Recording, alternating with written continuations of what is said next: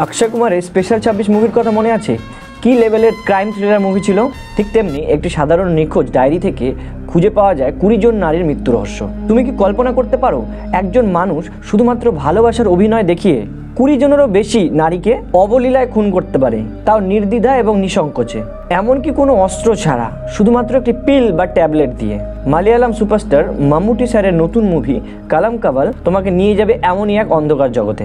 Movie 16 জানুয়ারি ওটিটিতে release হয়েছে। তো চলো কথা বলা যাক মুভির সম্বন্ধে। হ্যালো ভিউয়ার্স, আমি সুমন আর তোমরা দেখছো Slotify, real review with clarify. Welcome to Slotify. 2025 সালের বহু আলোচিত crime thriller movie Kalamkaval, যা কুখ্যাত সিরিয়াল কিলার সাইনাইড মোহনের সত্য ঘটনা থেকে ইন্সপায়ার্ড। ডাইরেক্টর জিতিন কুমার জোশ এই সিনেমায় এমন এক মাম্মুটিকে দেখিয়েছেন যার অভিনয় দেখে একদিকে তুমি যেমন মুগ্ধ হবে এবং অন্যদিকে ভয়ও পাবে। তো চলো স্পয়লার ছাড়া তোমাদের মুভির স্টোরি বলছি। তো গল্প শুরু হয় 2005 সালের গোড়ার দিকে কেরালা এবং তামিলনাড়ুর সীমান্তে। পুলিশ অফিসারের চরিত্র করেছেন বিনায়কান, যিনি তদন্ত করছেন কিছু নিখোঁজ মহিলার। ইনভেস্টিগেট করে প্রতিটি কেসের একটা প্যাটার্ন খুঁজে পাওয়া যাচ্ছিল। মেয়েগুলো নিজের স্বেচ্ছায় ঘর ছাড়ছিল, কিন্তু তারপর তাদের আর কোনো খোঁজ পাওয়া যাচ্ছিল না। তদন্ত জালে উঠে আসে স্ট্যানলি দাস নামে এক রহস্যময় ব্যক্তির নাম। স্ট্যানলি দাস কি একজন সাধারণ মানুষ নাকি একজন ভয়ঙ্কর শিকারী? জানার জন্য অবশ্যই মুভি তোমাদের দেখতে হবে। কোথায় কিভাবে দেখবে সেটা ভিডিওর শেষে বলছি। তো যদি মাম্মুটি স্যারের অভিনয় সম্পর্কে বলি, তিনি এই সিনেমায় কোনো হিরো নয়, তিনি একজন সাইকোপ্যাথ। তার শান্ত চাহনি আর ধূর্ত হাসি তোমাকেও অস্বস্তিতে ফেলে দেবে। এটি তার ক্যারিয়ারের বেস্ট নেগেটিভ ক্যারেক্টার। আসি জয়া কৃষ্ণের নামে পুলিশি চরিত্রের কথায়। জেইলার সিনেমার ভিলেন বর্মার কথা তোমাদের মনে আছে? কি লেভেলেরই অ্যাক্টিং ছিল তার।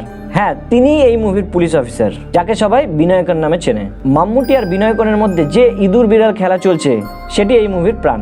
যদি এই মুভির সিনেমাটোগ্রাফি এবং ব্যাকগ্রাউন্ড স্কোরের সম্বন্ধে বলি, পুরো সিনেমার কালার টোন এবং ব্যাকগ্রাউন্ড স্কোর একটি ডার্ক ও ডিপ্রেসিং ভাইব তৈরি করে, যা থ্রিলার হিসাবে একদম পারফেক্ট। এই সব কিছুই ছিল মুভির পজিটিভ দিক। এবার আসি মুভির দুর্বলতার দিকে।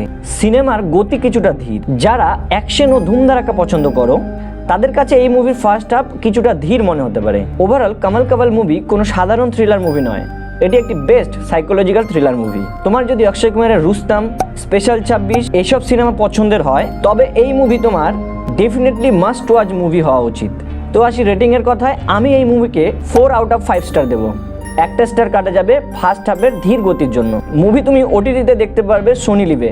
যদি মুভি তুমি অলরেডি দেখে ফেলেছো, তো মাম্মুটি স্যারের অ্যাক্টিং তোমার কেমন লেগেছে কমেন্টে জানাও। ভিডিওটি ভালো লাগলে একটি লাইক করো, আর এমনই মুভি রিভিউ পেতে চ্যানেলটি সাবস্ক্রাইব করো। দেখা হবে পরের ভিডিওতে। বাই।